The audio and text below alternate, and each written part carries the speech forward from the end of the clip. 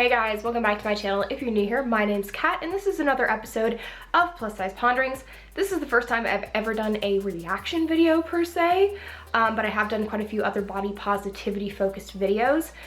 So those will be linked below if you'd like to get a reference on my feelings about the whole movement before you watch me react to this original video.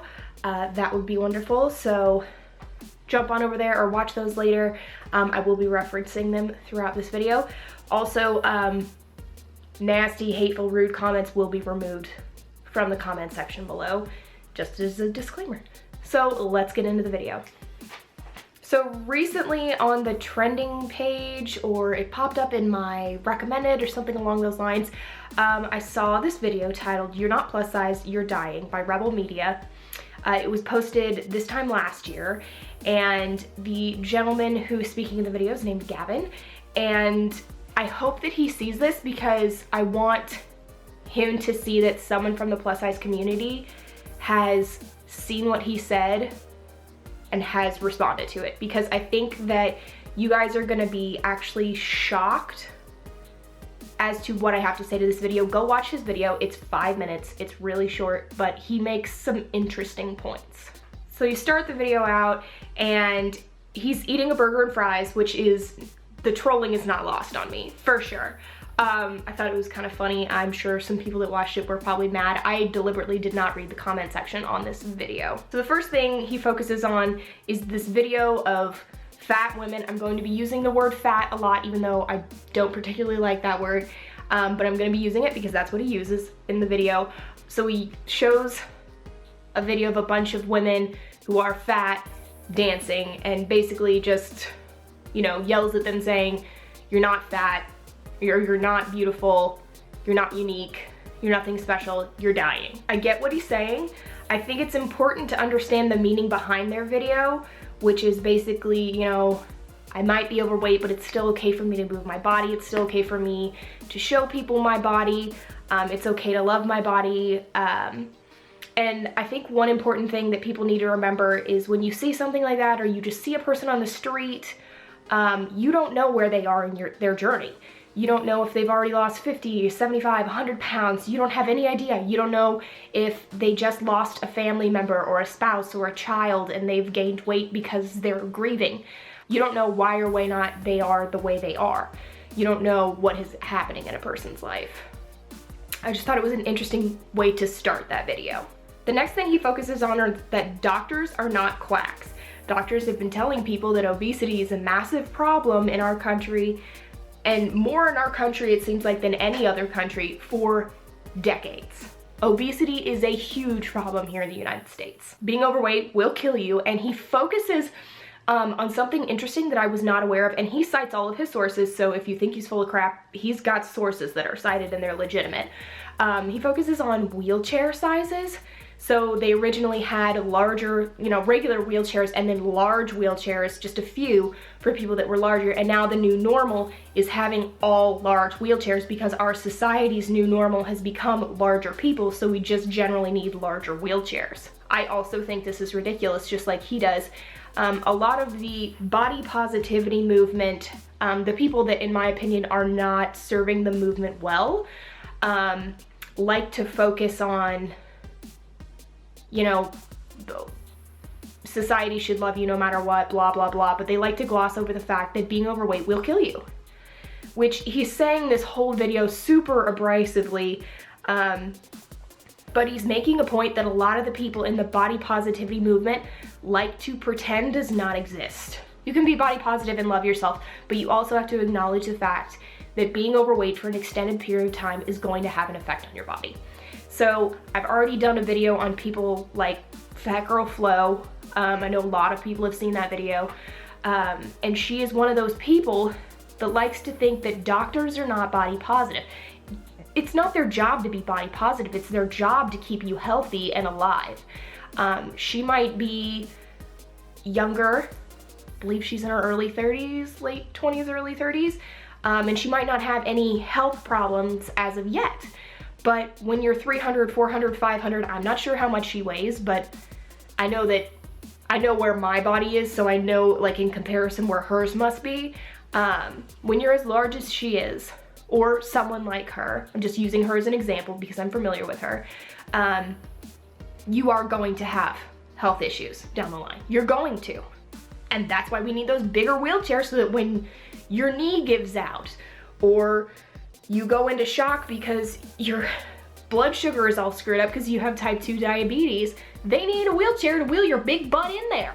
Gavin also cites a source saying that obesity cost this country $30 billion. That's an insane number to me, but I don't doubt it in any way, shape, or form. The reason I am currently on my weight loss journey, which I will have lots of videos coming on that soon, is because I have watched my family members on both sides of my family die from complications due to obesity. It's real, and guess what? They were large children, they were large adolescents, they were large young adults, and then they never got to be larger, like, adults, like people over 50, 60, 70, because their weight killed them. The complications due to their weight has killed them. More on that in a minute. Then he says something that I'm a little bit wishy-washy on. Society is now so determined to be body positive, like companies are so determined to be body positive, that we think it's okay to tell people that are fat that they look great. And I'm kind of mixed with this.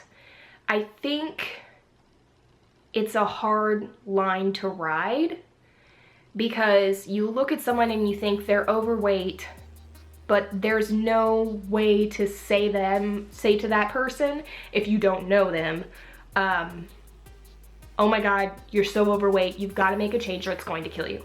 And I mean, that's what videos like this and his, and there have been so many others that I think are important for people to remember, that while you are in the body positive movement and you're loving yourself, which, go watch my other video if you want the real definition of body positivity, because it's not what the mainstream media is telling you.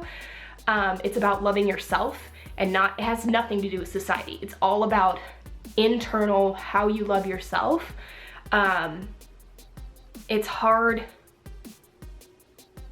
to tell someone that when it's, in my opinion, I don't think it's anybody's place to walk up to somebody they don't know and say, either you look great or you look awful, you're gonna die, because it's not my place to tell you anything. Again, you have no idea where that person is in their journey. If you just saw me on the street, you wouldn't know that I was in an abusive relationship where I gained 30 pounds during that relationship, and it's been hard for me to pull that weight off of me because it's an emotional situation, even though I'm in now a very loving relationship. You wouldn't know that. So it's hard to find a way to get a message like that across without knowing a person. And even if you do know a person, my grandmother is a prime example of this. As a child, I hit puberty and my weight increased. By high school, I had it under control, and I was an average, probably 135, and I'm 5'3", so that's right within my BMI range, and I was pretty healthy, but my grandmother, to her, that was never thin enough for her, which is a long story. But as I got into that abusive relationship that I previously mentioned, she would make comments here and there, which was her way of trying to slide those things in there. It was like sliding in my DMs without knowing what that is. She has no idea what that is, because she's 85. But she would slide things in there like, I tried this diet recently, Kat, you should try it too. Or on Easter Sunday, a few years back, she literally said, oh, I just used a push mower to mow the lawn and it was great exercise. You should try using the push mower and mow your lawn sometime. So it's hard, getting back to his comment, to find a way to tell someone that they have a problem if you're not in a position where, in my opinion, you have the right to say that. I think as a health professional, you have the right to say that. I think in my life, I would think that my spouse would have the right to say that. If I was worried about Brett and his health, I would say, you know, maybe we need to make a change as a couple, but I don't think there's a way that you can just flat out tell somebody as abrasively as Gavin does you're fat and you're dying. He also brings in a picture of Ashley Graham, which is really interesting because I'm in the process of reading her book, and says that, you know, she's fine, she's beautiful, we can work with that. And I wonder if he would feel the same way if he knew how much she weighed. Since she's a model, she mentions in her book that she doesn't weigh herself very often because everything is based off of measurements in modeling. But she weighed herself on her wedding day and she was over 200 pounds. And I wonder if Gavin would feel the same way about that, knowing that she's over 200 pounds. Because when you think over 200, like for me, when I got over 200 pounds, I had never seen a number on the scale over into the 200 range. And that was like the, oh my God, what have I done moment. And I just wonder what his cutoff is. What is the cutoff? What are the measurements? What is the weight limit? The woman in the very first video that he shows, please go watch his video so you know what I'm talking about, that's dancing with the blue hair. She, in my opinion, looks quite a bit thinner than Ashley Graham. And then at the very end of the video, he shows a Strike Force app commercial that has plus size women in it. And the very first woman with the dark curly hair, she looks about the same size as Ashley Graham. And he says she's overweight. So I think there's some bias in there, and I think every person has bias with that.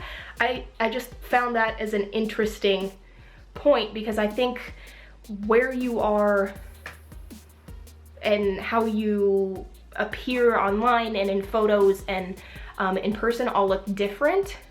And so I think it's hard to just tag like this person's 5 pounds overweight and this person's fine. And I just thought that was an interesting point. So as I stated earlier, he says, show me where the 70-year-old fatties are. They're nowhere, they're dead. That's true. That's true. I had so many family members that didn't make it to 70 or 80 or 90 because they died from their complications before. So let's just all remember, extremely old, overweight, obese people do not exist. They die from their complications first. So you might be thinking, I'm 25, I might be 100 pounds overweight right now. I still think I look great and I still am feeling myself and like, good for you, boo-boo. But that type 2 diabetes is gonna kick in. It will, it's science. And then all of these other things are gonna combine, fatty liver, everything. There's so many different things that are gonna combine. It's inevitable, it's literally science. Being overweight is just not sustainable, and not having obese older people is proof. So next he kind of makes a joke about fat shaming makes people fat and references junkies, you know, you junkie shaming me makes me want to take another hit of heroin. And he kind of seems to think that that's ridiculous. And I think that fat shaming is kind of a double-edged sword. Speaking of other YouTubers on this platform, I'm a big follower of Loey Lane, and I think she's someone that would tell you fat shaming does not make people fat. Fat shaming makes people thin, because she was fat shamed into an eating disorder that almost killed her, and she still struggles with it today.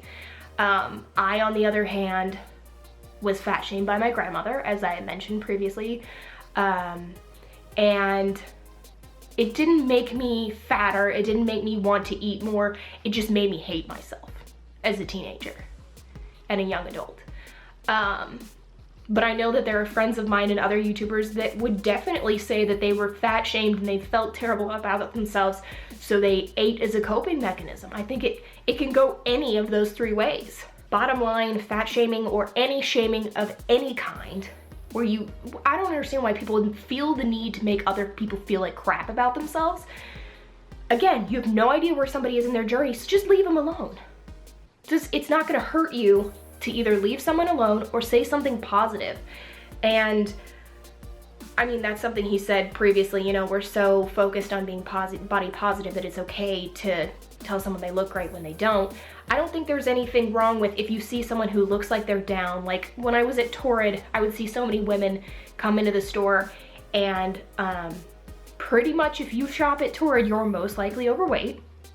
I mean, it's a plus size store, but that doesn't mean that I can't compliment someone and make them feel better, even if I think they need to lose weight. You know what I mean? There's nothing wrong with me being like, your hair looks great today, or I love that top on you. You know what I mean? There's nothing wrong with being kind or just not saying anything. So the next topic he brings up is he discusses with a surgeon that making gastric bypass free would save us a lot of money in the long run. I think this is an interesting discussion. I think it'd be interesting to see how many people would jump off the body positivity train and get on the gastric bypass, I would like to lose weight to be healthier train. I don't think there's anything wrong with body positivity again. I just think that it should be followed the way it was designed and not the way society's created or mutated it into. I would just really be interested to see how many people would actually want to do it if it was readily available. And I know a lot of people as a society would have a really hard time with this, because if we made it free, it would be a government movement, and then it would be taxpayer dollars paying for this. And then it would turn into, I don't want my taxpayer dollars to pay for some fatty to get gastric bypass because it's their fault that they're like this in the first place. And I totally understand that. I think it's difficult because it's a vicious cycle. So if you have someone that's morbidly obese, that has complications, and they are a poor individual, they have to go to the ER. If they can't pay for the ambulance ride, for the care, for anything, that comes out of taxpayer dollars. It's the same thing with homelessness. Homelessness costs our country way too much money, and it's mostly just because of homeless people going to the ER and they can't pay for anything, or people just in general. So it would be a hard sell, I think, but I think it would be interesting to see what would happen if we even just brought that up into the community. So let me know what you think about that below. So the last thing he mentions are 2 reasons why women are body positive. And the first one is because we are positive creatures and we want to just say everything is going to be okay. I'm not sure that it's a bad thing to say, I'm in this situation, but it's going to be all right. I can fix it, I can change, I can make an effort, I can make a difference in my life. But I do think it's a problem when we use body positivity to promote an unhealthy lifestyle. I think there's nothing wrong with saying, no matter what, I am a beautiful, good person, but you cross the line when you say it's okay for me to kill myself. Because, and I know I'm gonna get some backlash from saying that, but when you are that obese and you continue down that road, you are literally putting yourself in the coffin, because you know what it's gonna cause, you know what you're doing, and if you don't know what would happen, you're just trying to keep it out of your mind. But we all know at the end of the day, being overweight, morbidly obese, is not sustainable. And the second thing is that body positivity makes money. 100% it makes money. Of course it makes money. That's why all of these like big department stores are closing, and places like Lane Bryant and Torrid are enormously expanding. Any company that throws a plus size line into their company, any retailer, they're immediately seeing rising profits. It makes complete sense. If the average size of an American woman right now is a size 16, and the fashion industry is normally only concerned with size extra small and small, and they're literally now catering to the average size woman, which just because it's average does not mean it's right. I get a lot of comments on that on my other videos, that just because 16's average doesn't mean it's okay. I get it. I'm just saying, that's a fact. Size 16 is the average size woman. So if you finally find a way to cater to them, hell yeah, they're gonna buy all of that clothing. They're gonna buy everything that's now readily available to them. It just makes sense. So I totally get what he's saying with that. And body positivity absolutely makes money. People are much more likely to buy from a brand that has a message, or that donates to a cause that they align with. And if you find out that your favorite retailer is against something, like lots of people don't go to Chick-fil-A because of their anti-gay feelings and statements, they're gonna lose money. But people that have a message that someone else aligns with, that's a great way for them to make more money. So absolutely, places that are adding plus size lines and promoting body positivity are gonna see a profit increase. So wrapping up this video, my overall feelings on the Rebel Media video are, I mostly agree with him. It's a little mixed bag on a couple of things, but I think at the end of the day, even though he's super abrasive and blunt and in your face, I think sometimes we need that. And I think anyone that watches his video, while a lot of people are gonna get offended, they're offended for a reason. And they probably know the reason. Just try and watch the video with an open mind. I agree that the body positivity movement has gone completely out of hand. It's completely directed itself somewhere where it's not making the impact it should. And I think that's why a lot of people have a big problem with it. A lot of it has turned into promoting the fat lifestyle or making it okay to be fat. But let me know in the comments below what you think of this video, what you thought of his video, and where you stand on all of this. Be sure to always remember you don't know where someone is in their journey, and just be kind. There's no reason to be mean or nasty to anyone, ever. So with that, I hope you guys enjoyed this video. If you did, give it a thumbs up. Subscribe to my channel, become a Warrior Crew member, and I'll catch you in the next one. Love you guys. Bye.